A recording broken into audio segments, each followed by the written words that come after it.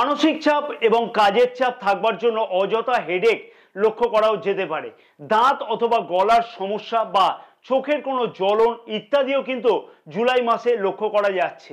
রাশির পঞ্চম ভাবে বুধাদিত্য রাজযোগ জুলাই মাসের 16 তারিখ থেকে লক্ষ্য করা যাচ্ছে। অতএব যদি কোনো শিক্ষার্থী সরকারি কম্পিটিটিভ পরীক্ষাতে অংশগ্রহণ করতে চায় তাদের ক্ষেত্রে সুযোগ বা সুবিধা আসতেও লক্ষ্য করা সম্ভব।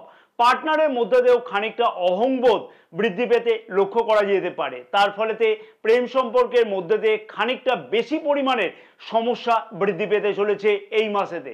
নিজের কথাবার্তার জন্য অশান্তি বৃদ্ধি পেতেও লক্ষ্য করা যেতে পারে বিবাহিত জীবনেতে, সেই দিকেও খেয়াল রাখা উচিত হবে। ফ্যামিলি প্ল্যানের উদ্দেশ্য সফল হতেও কিন্তু লক্ষ্য করা সম্ভব হবে।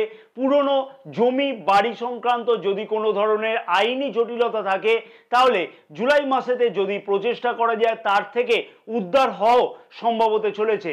হঠাৎ করে বড় কোনো পরিবর্তন কর্মক্ষেত্রের জায়গাতে করবার আগেতে একাধিকবার বিবেচনা করা উচিত হবে।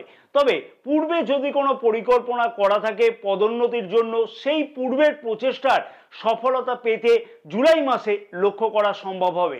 বিস্তারিত ভিডিওটি দেখবার জন্য অনুরোধ থাকলো নিচের দেওয়া লিঙ্কে ক্লিক করে বিস্তারিত ভিডিওটি দেখতে কিন্তু একদমই ভুলো না।